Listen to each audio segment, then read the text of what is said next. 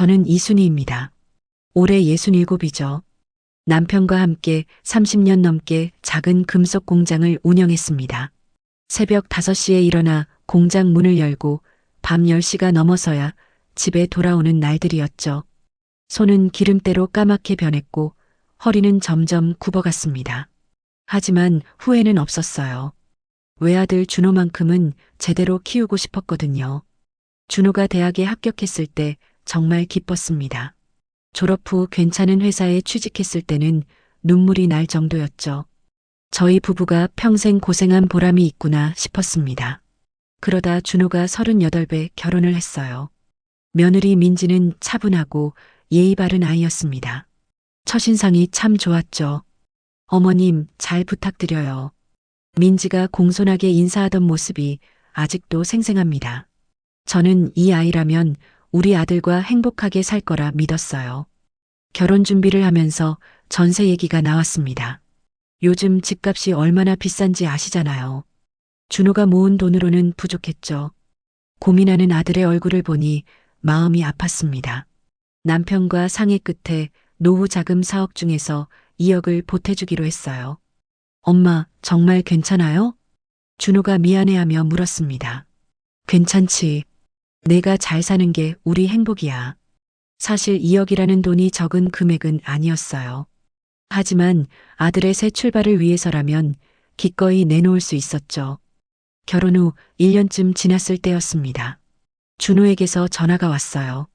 엄마, 민지가 임신했어. 세상에, 제가 할머니가 되다니. 그날 밤 남편과 둘이 손을 맞잡고 기뻐했던 기억이 납니다. 손주가 태어났어요. 작고 보드라운 아기였죠. 처음 안아봤을 때 가슴이 터질 것 같았습니다. 엄마, 민지가 일을 계속하고 싶대요. 그런데 애를 맡길 때가 마땅치 않아서. 준호가 조심스럽게 말을 꺼냈습니다. 어린이집 대기도 길고 친정 부모님도 지방에 계시니 도와주기 어렵다고 했죠. 저는 주저없이 대답했어요. 내가 볼게. 할머니가 손주 보는 게 당연하지. 그렇게 저는 일주일에 닷새 아들네 집을 오가기 시작했습니다. 아침 7시면 집을 나섰어요. 버스로 40분 거리였죠. 도착하면 민지는 출근 준비로 바빴습니다. 어머님 오셨어요? 애 좀 부탁드려요. 간단한 인사만 하고 민지는 현관문을 나섰어요. 저는 손주에게 분유를 먹이고 기저귀를 갈았습니다. 설거지도 했죠. 전날 저녁 그릇들이 싱크대에 쌓여 있었거든요. 빨래도 돌리고 바닥도 닦았습니다. 아기가 낮잠을 자는 동안 저녁 반찬을 만들었어요. 퇴근해서 피곤할 텐데 밥은 먹어야 하잖아요. 오후 5시쯤 민지가 돌아오면 저는 집으로 향했습니다. 버스에 몸을 싣고 창밖을 보면 온몸이 쑤시고 아팠죠. 허리가 특히 안 좋아졌어요. 무거운 아기를 안고 재우다 보니 디스크가 온 것 같았습니다. 무릎도 시큰거렸죠. 하지만 손주 얼굴을 보면 그런 고통쯤은 참을 만했어요. 아기가 제 품에서 잠들 때, 까르르 웃을 때, 그 순간만큼은 세상을 다 가진 기분이었습니다. 남편은 걱정했어요. 당신 몸 상하겠소. 좀 쉬어야지. 괜찮아요. 우리 손주인데 뭐. 저는 웃으며 대답했죠. 사실 몸은 힘들었지만 마음은 행복했습니다.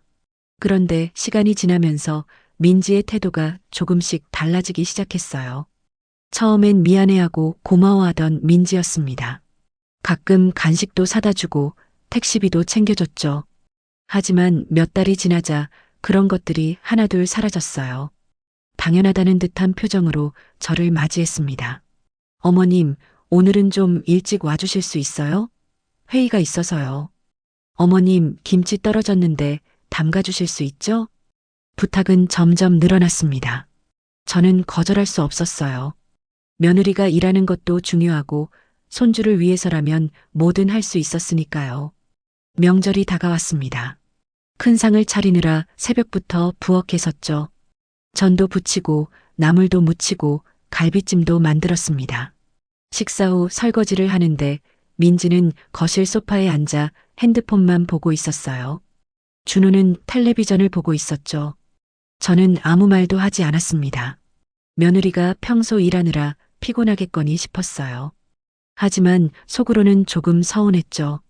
고맙다는 말 한마디면 되는데 그것조차 없었으니까요. 남편에게 털어놓았습니다. 민지가 요즘 좀 그래. 그냥 넘어가. 손주도 있으니 참아야지. 남편도 알고 있었던 거예요. 하지만 우리 부부는 참기로 했습니다. 가족이니까요. 그렇게 저는 계속해서 아들네 집을 오갔어요.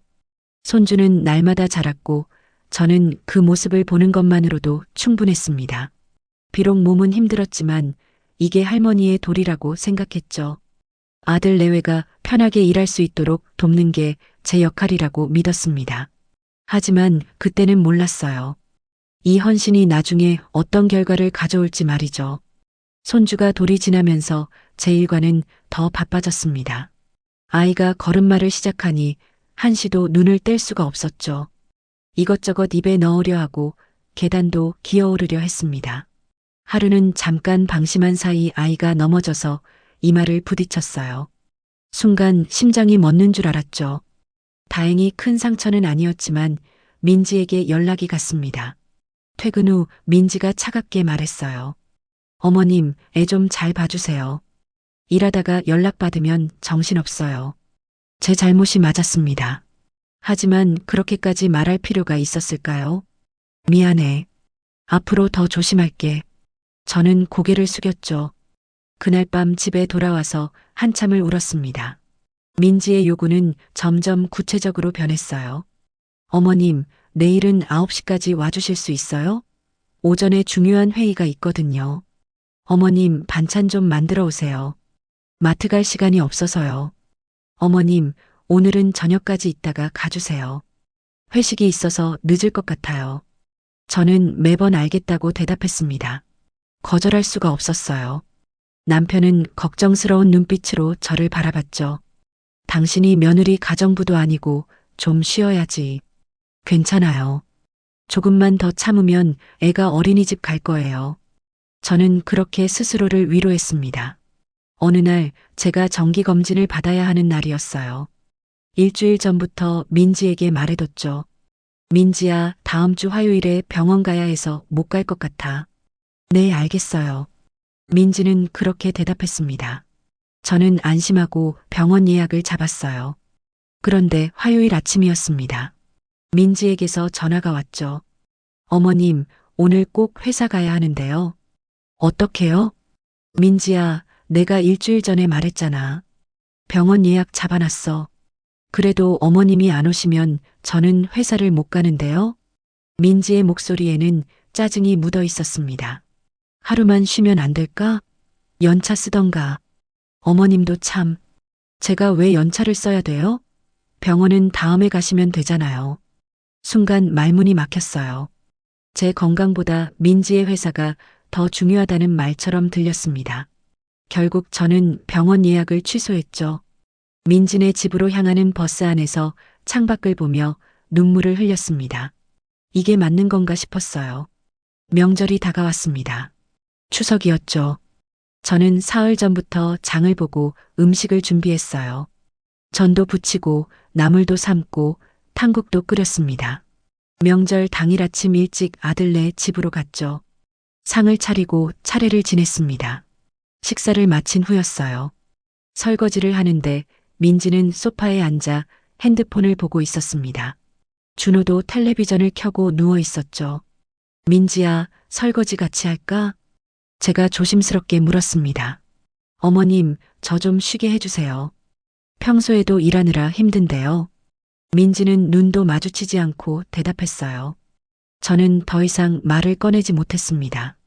혼자서 설거지를 마치고 주방을 정리했죠. 허리가 끊어질 것 같았어요. 다리도 퉁퉁 부어올랐습니다. 집으로 돌아와 남편에게 말했죠. 여보, 민지가 너무한 것 같아. 그래도 참아야지.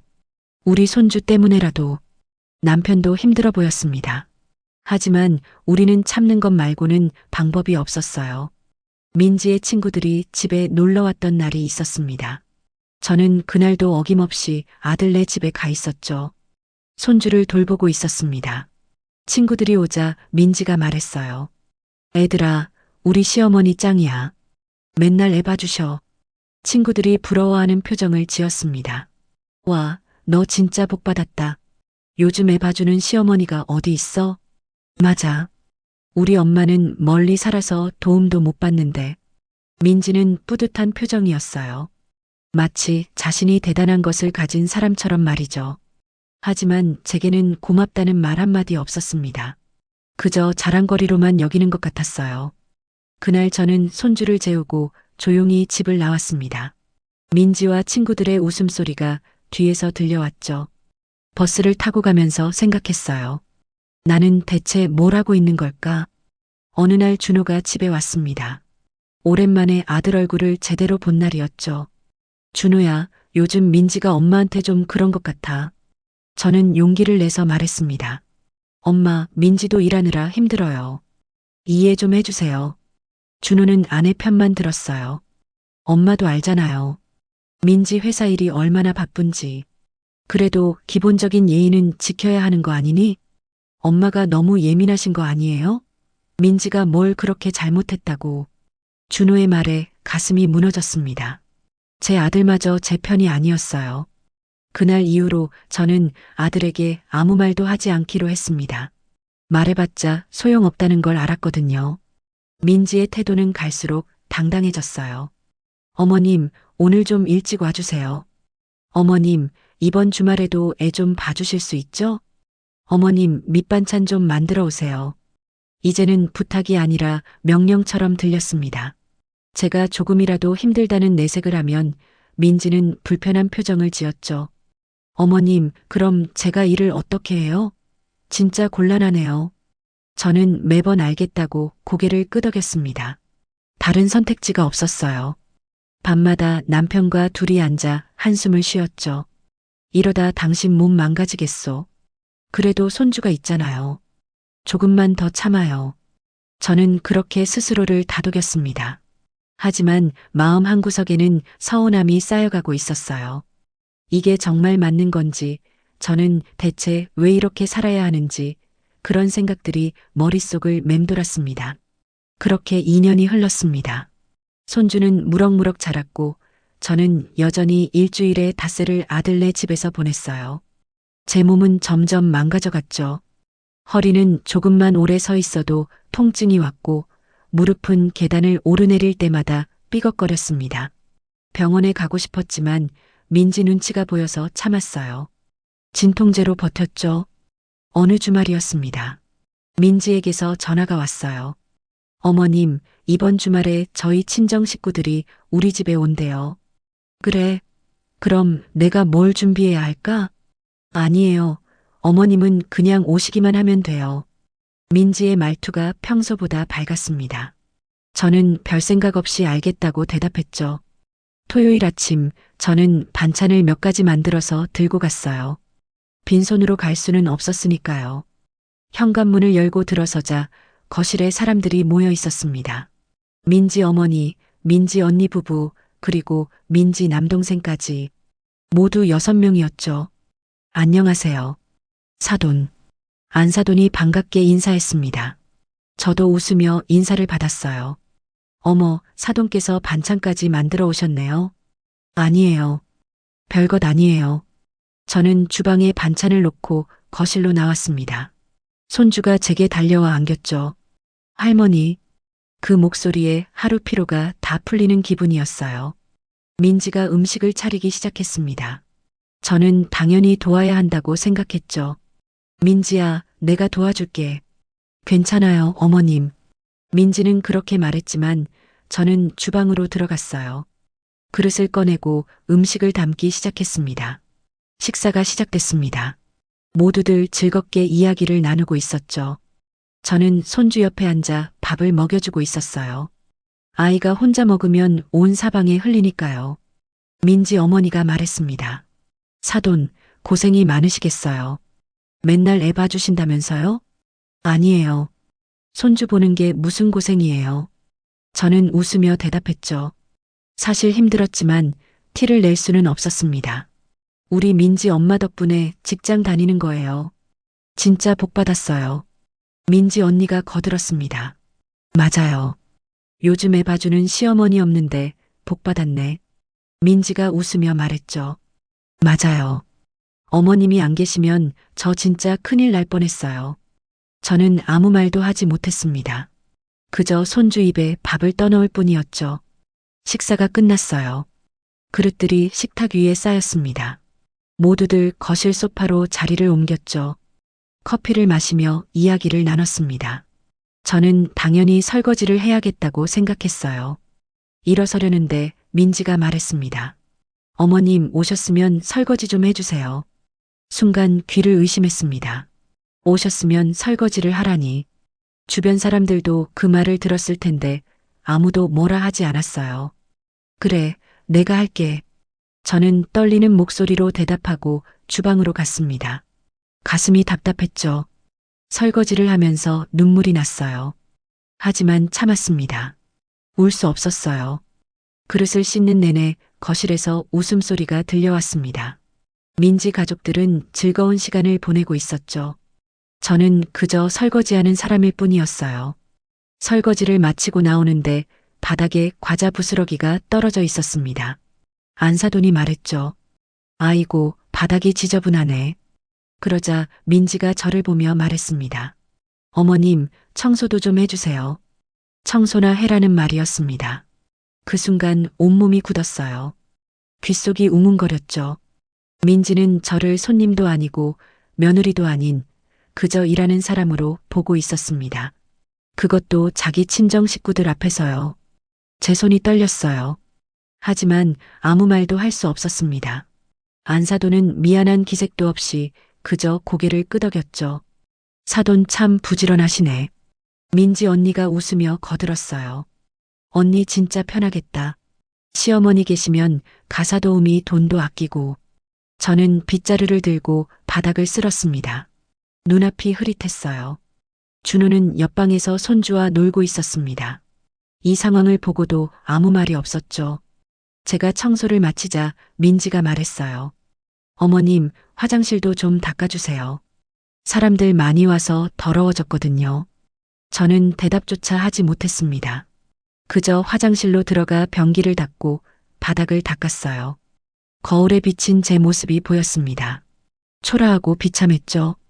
67평생을 살면서 이런 취급을 받은 적이 없었어요. 저는 남편과 함께 평생 땀 흘려 일했습니다. 아들을 키우고 대학 보내고 결혼까지 시켰죠. 2억이라는 큰 돈을 아들에게 줬어요.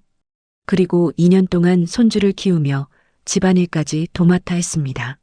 그런데 지금 저는 며느리 친정 식구들 앞에서 하인 취급을 받고 있었어요.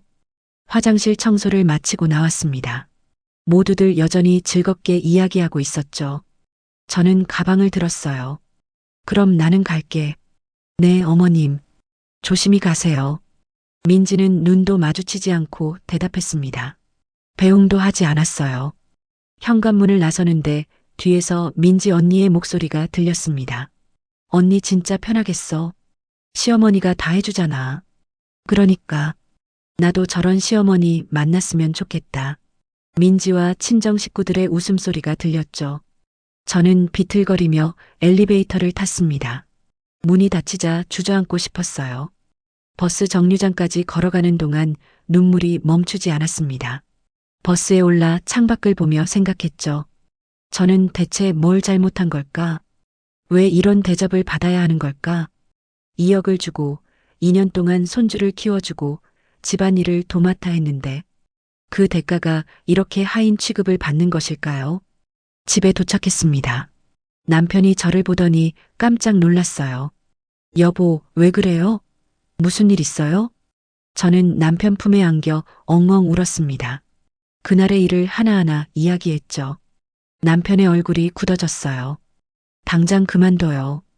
더 이상 못 보겠소.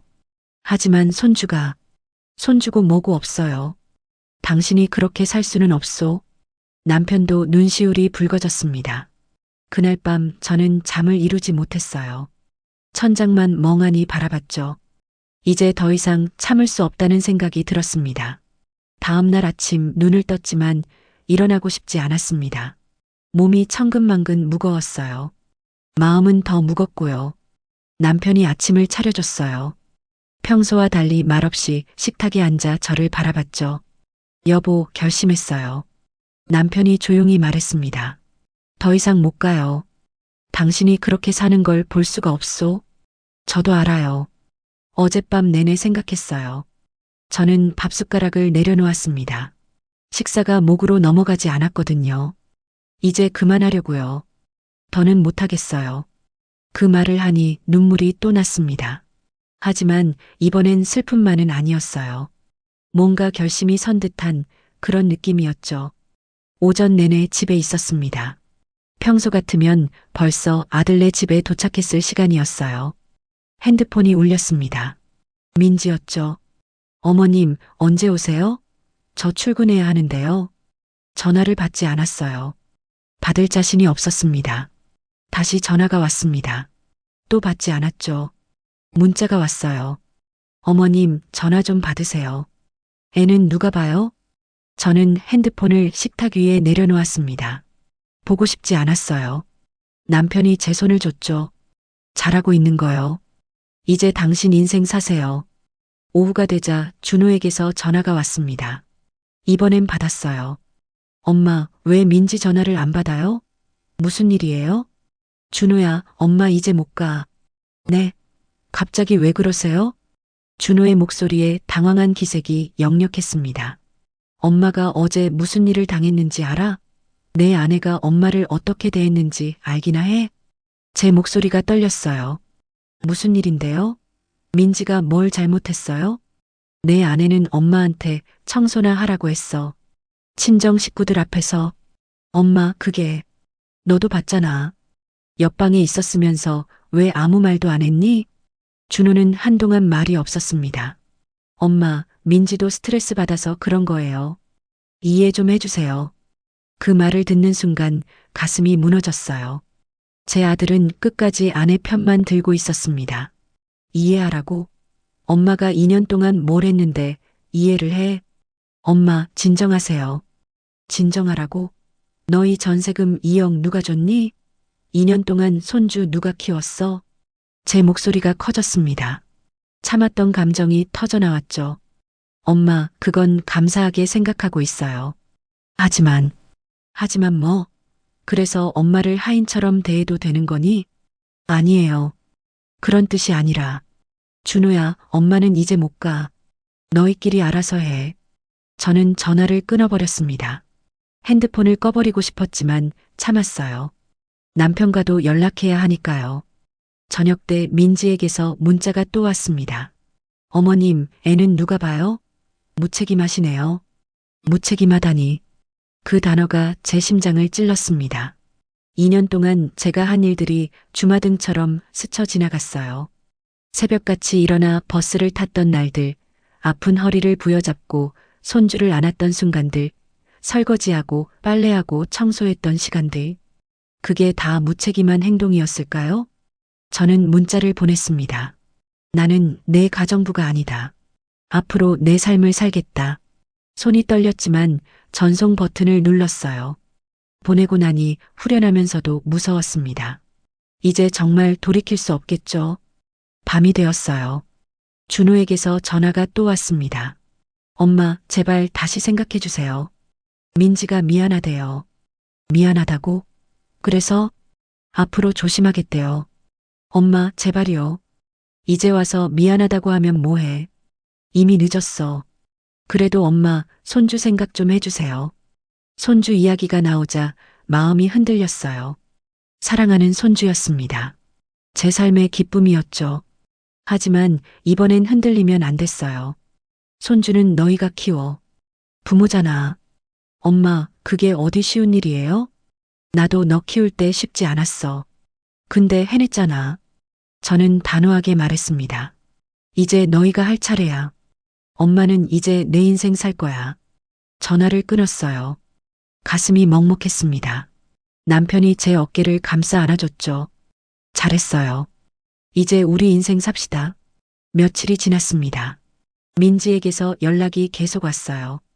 어머님, 어린이집 대기가 너무 길어요. 어머님, 제발 다시 생각해 주세요. 어머님, 준호가 야근을 못하고 있어요. 하지만 저는 답장하지 않았습니다. 흔들리고 싶지 않았거든요. 일주일쯤 지났을 때였어요. 준호가 집으로 찾아왔습니다. 얼굴이 많이 피곤해 보였죠. 엄마, 진짜 힘들어요. 민지는 회사 일 때문에 스트레스 받고 저도 육아하랴, 집안일 하랴. 그게 부모의 일이야. 알아요. 근데 정말 힘들어요. 준호의 눈가에 다크서클이 짙게 내려앉아 있었습니다. 준호야, 엄마가 얼마나 힘들었을지 이제 알겠니? 네, 알겠어요. 정말 죄송해요. 미안하다고 다가 아니야. 엄마는 정말 상처받았어. 준호는 고개를 숙였습니다. 민지가 진심으로 사과하고 싶대요. 한 번만 봐주세요. 진심이면 민지가 직접 오지. 왜 너만 왔니? 민지는 지금 회사에 있어요. 그 말에 저는 씁쓸하게 웃었습니다. 진심으로 사과하고 싶으면 회사를 조퇴하고라도 왔겠죠. 돌아가. 더 이상 할 말 없어. 엄마, 가라고 했어. 준호는 결국 돌아갔습니다. 뒷모습이 초라해 보였어요. 하지만 저는 흔들리지 않았습니다. 남편과 둘이 저녁을 먹었어요. 오랜만에 편안한 식사였죠. 여보, 우리 여행이나 갈까요? 남편이 조심스럽게 물었습니다. 여행이요? 그래요. 맨날 아들네만 신경 쓰느라 우리 인생은 없었잖소. 남편의 말이 맞았어요. 우리는 평생 누군가를 위해 살았습니다. 좋아요. 가요. 그렇게 저는 새로운 삶을 시작하기로 결심했습니다. 더 이상 누군가의 그림자로 살지 않기로요. 한 달이 지났습니다. 저는 남편과 함께 평범한 일상을 보내고 있었어요. 오전에 동네 공원을 산책하고 오후엔 도서관에 가거나 친구들을 만났죠. 오랜만에 제 시간이 생겼습니다.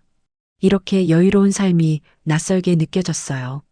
하지만 마음 한편으론 손주가 보고 싶었습니다. 밤마다 손주 얼굴이 떠올랐죠. 그래도 참았어요. 지금 흔들리면 안 된다는 걸 알았거든요. 어느 날 준호에게서 전화가 왔습니다.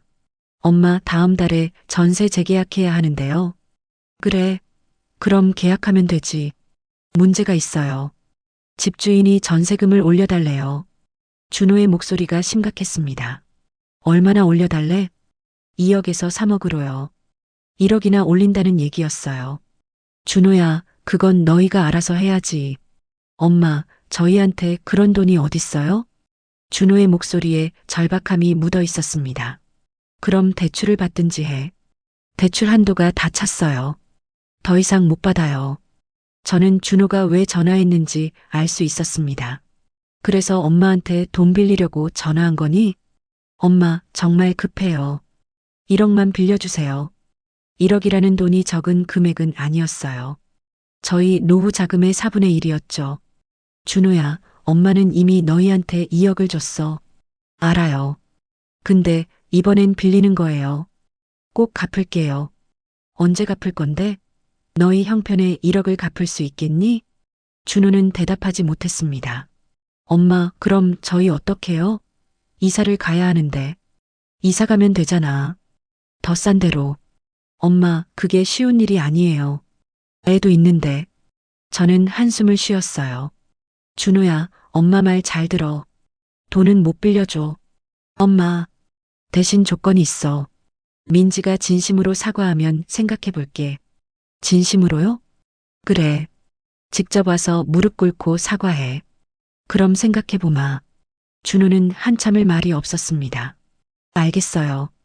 민지한테 얘기해 볼게요. 전화를 끊고 남편에게 말했죠. 여보, 제가 너무한 건가요? 아니요. 당신이 맞소. 돈은 그렇게 쉽게 주는 게 아니에요. 남편이 제 손을 잡아주었습니다. 사흘 후 민지에게서 전화가 왔어요. 어머님, 제가 잘못했어요. 전화 너머로 민지의 목소리가 들렸습니다. 하지만 진심이 느껴지지 않았죠. 그래서 죄송해요. 앞으로 조심할게요. 그러니까 돈 좀 빌려주세요. 역시나였습니다. 돈이 필요해서 전화한 거였어요. 민지야, 전화로 하는 사과는 사과가 아니야. 네. 그럼 어떻게 해야 하는데요? 직접 와서 사과해. 그게 예의잖니. 어머님, 저 회사 일 때문에 시간이 없어요. 그 말을 듣는 순간 화가 치밀었습니다. 회사 일은 시간이 있고 시어머니한테 사과할 시간은 없다는 거니? 그게 아니라, 됐어. 진심이 없으면 오지 마. 저는 전화를 끊어버렸어요. 남편이 걱정스러운 표정으로 저를 바라봤습니다. 괜찮아요? 괜찮아요. 이제는 흔들리지 않을 거예요. 일주일이 지났습니다. 준호에게서 다시 전화가 왔어요. 엄마, 결국 이사 가기로 했어요. 그래, 어디로? 경기도 외곽이요. 거기는 전세금이 2억 5천이에요. 집값이 오른 지역에서 저렴한 곳으로 가는 거였죠. 출퇴근은 어떡하고? 민지 출퇴근 시간이 1시간 늘어나요. 저도 좀 멀어지고요. 준호의 목소리가 지쳐 있었습니다. 그래도 어쩔 수 없잖니. 네, 어쩔 수 없죠. 준호는 쓸쓸하게 대답했습니다. 전화를 끊고 나니 마음이 복잡했어요. 아들이 힘들어하는 게 안쓰러웠죠. 하지만 이건 아들 부부가 감당해야 할 일이었습니다. 남편이 말했어요. 당신 잘못이 아니오. 민지가 제대로 사과했으면 됐을 일이에요. 알아요. 근데 마음이 편하진 않네요. 그래도 흔들리면 안 돼요. 한번 약한 모습 보이면 또 당하는 거요. 남편의 말이 맞았습니다. 며칠 후 아들네가 이사를 갔다는 소식을 들었어요. 준호가 사진을 보내왔습니다. 이전 집보다 훨씬 작고 낡아 보였죠. 손주 방도 좁아 보였어요. 가슴이 아팠습니다. 하지만 이것도 선택의 결과였어요. 민지가 제대로 대했더라면 이런 일은 없었을 겁니다. 한 달쯤 지났을 때였어요. 안사돈에게서 전화가 왔습니다. 사돈, 저 민지 엄마예요. 아, 네. 안녕하세요. 사돈, 우리 민지가 요즘 너무 힘들어해요. 그렇군요. 저는 담담하게 대답했습니다. 출퇴근 시간도 길어지고 애 돌보느라 밤잠도 제대로 못 자고 있어요. 그건 부모가 당연히 해야 할 일 아닌가요? 그래도 사돈이 좀 도와주시면. 순간 어이가 없었어요. 사돈, 그날 일 기억하시죠? 네. 무슨 일 말씀이세요? 민지가 저한테 청소나 하라고 했던 거요. 거기 사돈도 계셨잖아요. 민지 어머니는 잠시 말이 없었습니다. 그건 민지가 좀 실수했죠. 실수라고요? 사돈은 거기서 웃고 있었잖아요. 그게 저도 사람이에요. 그렇게 무시당하고 일만 할 순 없어요. 제 목소리가 단호했습니다. 사돈, 그래도 손주 생각은 좀 하셔야. 손주는 부모가 키우는 거예요. 제가 키울 의무는 없습니다. 너무하시는 거 아니에요? 안사돈의 목소리가 높아졌습니다. 너무한 건 민지예요. 2년 동안 제가 얼마나 희생했는지 아세요? 그래도 가족인데, 가족이면 함부로 대해도 되나요? 사돈, 저도 사람이에요. 저는 더 이상 참을 수 없었어요. 이제 전화하지 마세요. 할 말 없습니다. 전화를 끊었습니다. 손이 부들부들 떨렸죠. 그날 밤 남편과 둘이 앉아 유럽 여행 계획을 세웠습니다. 오래전부터 가고 싶었던 곳이었어요.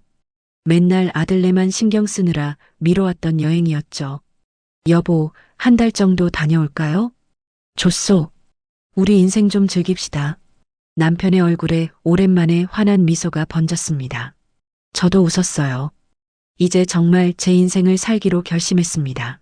아들네는 이제 스스로 헤쳐나가야 했어요. 그게 어른이 되는 과정이었죠. 저는 더 이상 누군가의 그림자가 아니었습니다.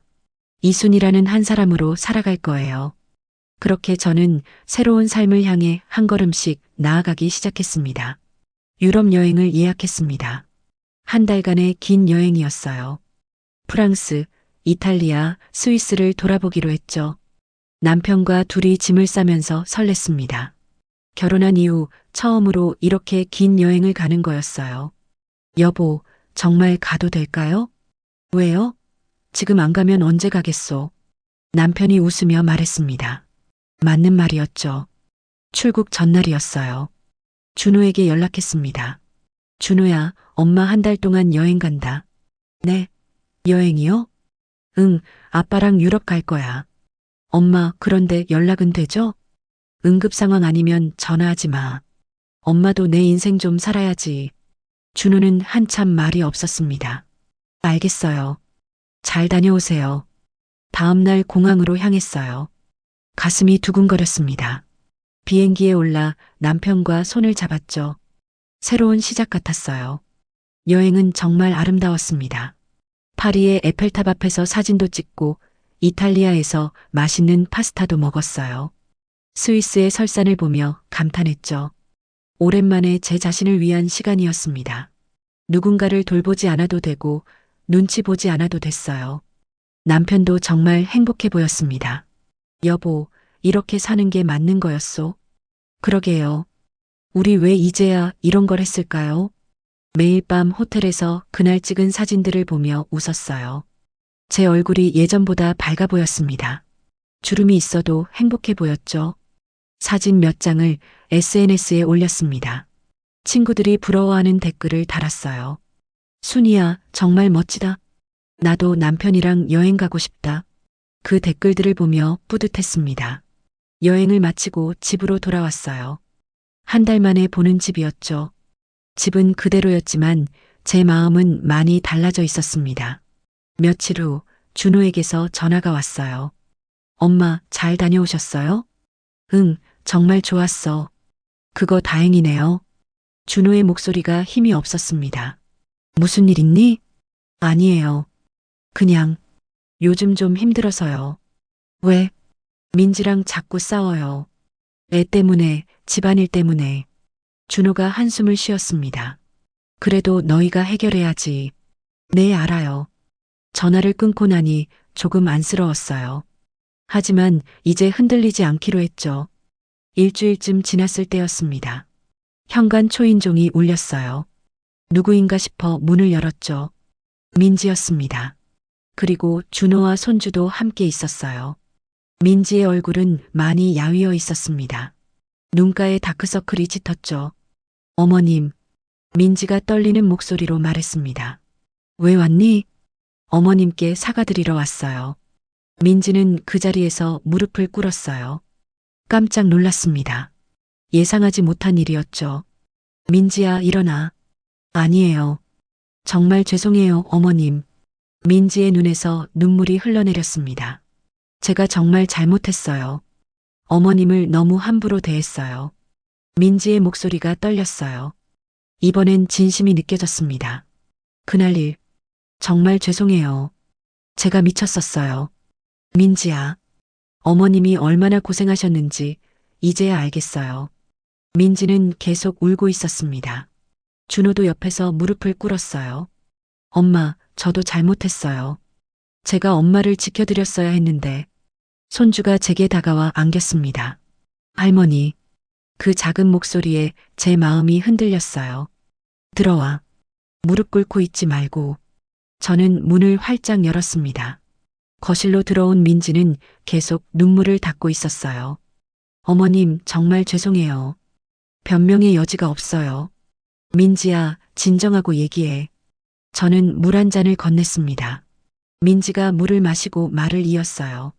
어머님이 안 계신 2달 동안 정말 힘들었어요. 그래, 애 돌보고 집안일하고 회사 다니고 도저히 못하겠더라고요. 민지의 목소리가 떨렸습니다. 출퇴근 시간만 1시간 늘어나니까 애랑 있는 시간도 없어요. 그랬구나. 회사에서도 자꾸 실수하고 준호랑도 매일 싸우고. 민지는 얼굴을 손으로 가렸습니다. 그제야 깨달았어요. 어머님이 얼마나 큰 일을 해주셨는지. 민지야, 2년 동안 어머님이 모든 걸 해주셨잖아요. 근데 저는 당연하게 여겼어요. 민지가 다시 눈물을 흘렸습니다. 고맙다는 말도 제대로 안 했어요. 오히려 더 많은 걸 요구하고. 그래, 내가 그랬지. 저는 담담하게 말했습니다. 정말 죄송해요.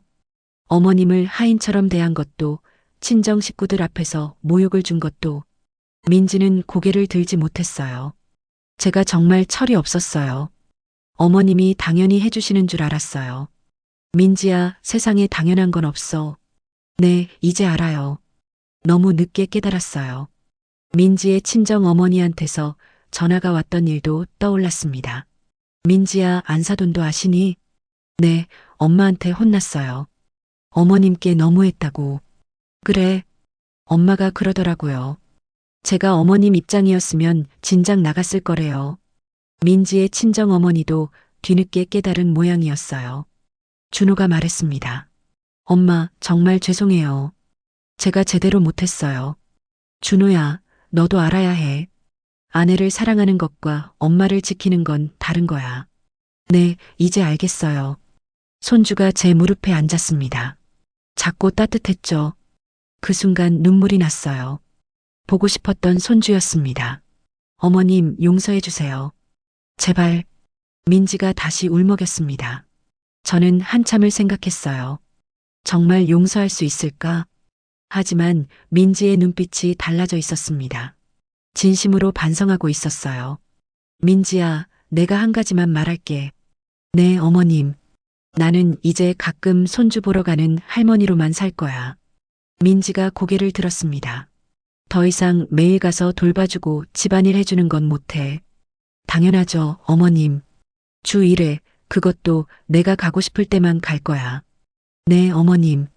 그것만으로도 감사해요. 민지가 눈물을 닦았습니다. 그리고 민지야, 다시는 나를 함부로 대하면 안 돼. 네, 절대 그러지 않을게요. 나도 사람이야. 존중받고 싶어. 네, 어머님. 정말 죄송해요. 민지는 다시 한번 고개를 깊이 숙였습니다. 저는 민지를 일으켜 세웠어요.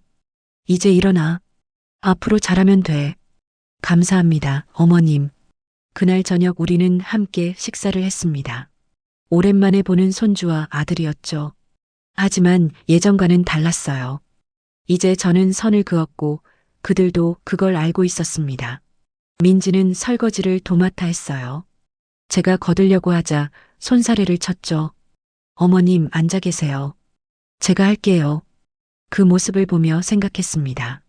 사람은 변할 수 있구나. 하지만 저는 더 이상 예전의 제가 아니었어요. 이제 제 인생을 사는 이순이었습니다.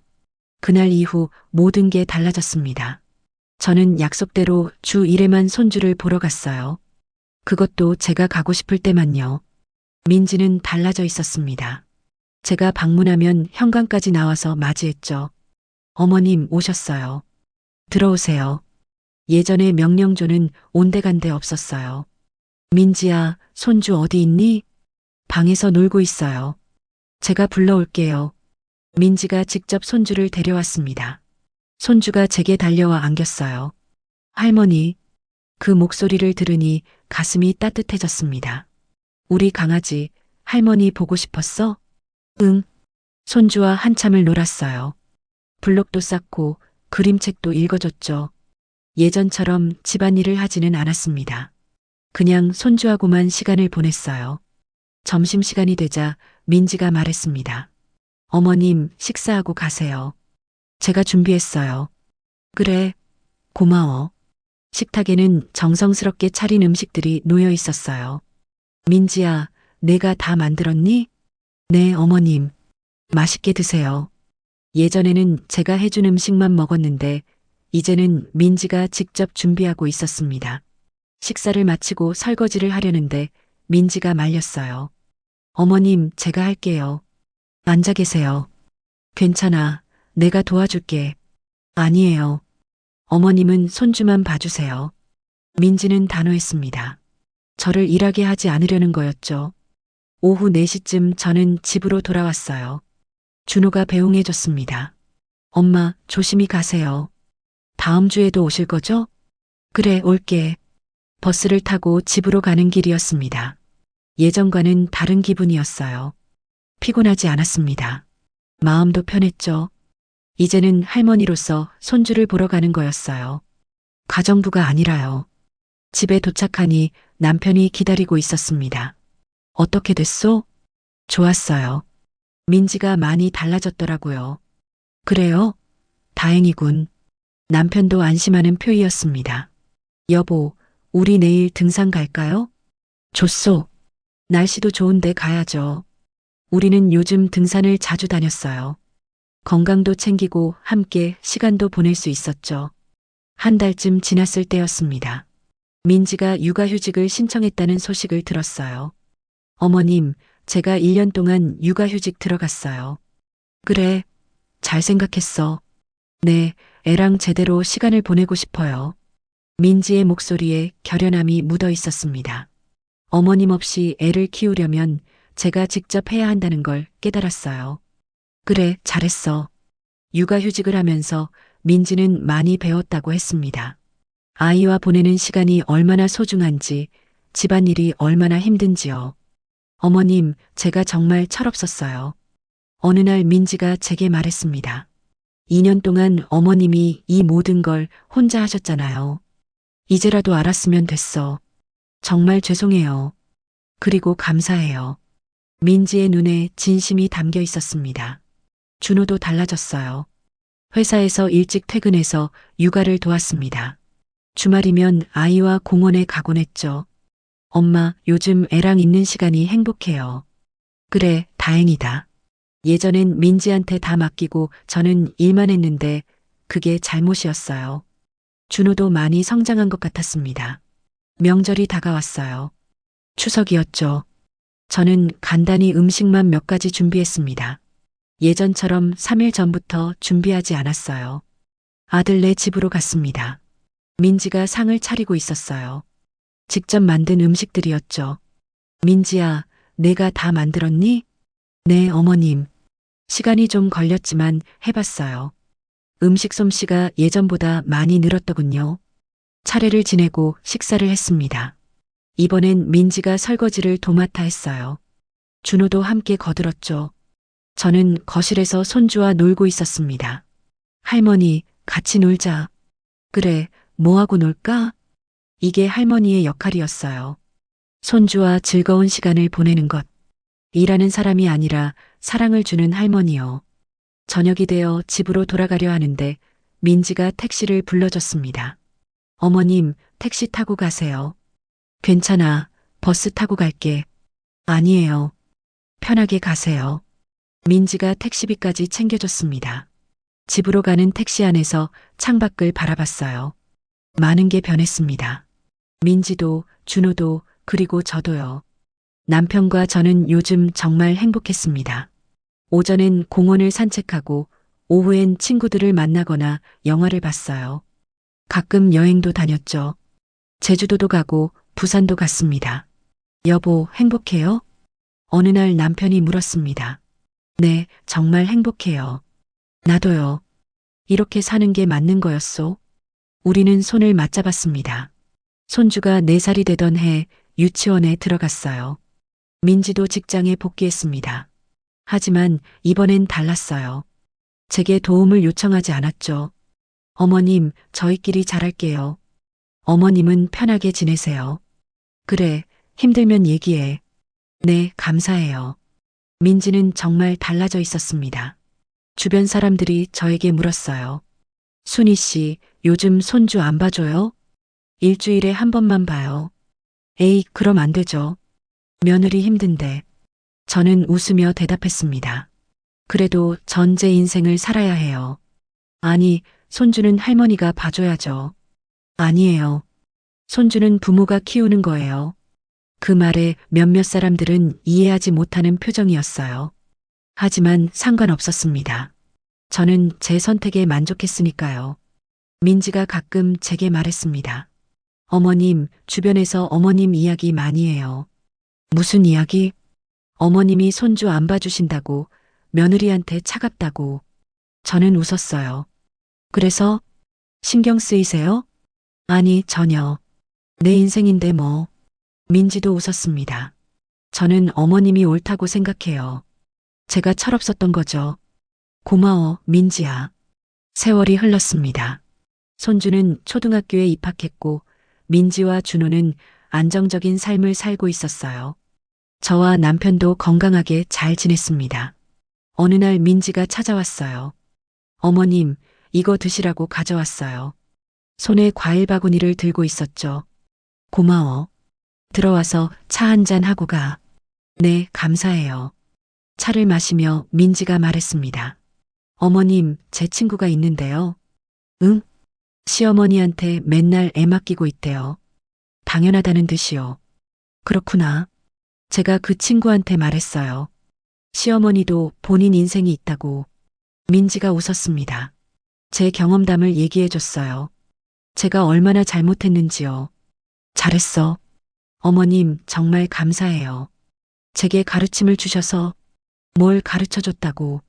인생을요. 사람은 서로 존중해야 한다는 걸요. 민지의 눈이 반짝였습니다. 저는 이제 69입니다. 남은 인생을 남편과 함께 행복하게 보낼 거예요. 손주도 보고 여행도 다니고 친구들도 만나면서요. 더 이상 누군가의 그림자로 살지 않습니다. 이순이라는 이름으로 제 인생을 당당하게 살아갈 겁니다. 그게 제가 배운 가장 큰 교훈이에요. 서로 선을 지키며 존중할 때 가족도 행복해진다는 것. 그리고 누구에게나 자기 인생을 살 권리가 있다는 것. 저는 이제 그걸 압니다. 그래서 오늘도 남편과 손을 잡고 공원을 산책합니다. 햇살이 따뜻하고 바람이 부드럽습니다. 이게 바로 행복이에요. 제가 찾은 저만의 행복입니다.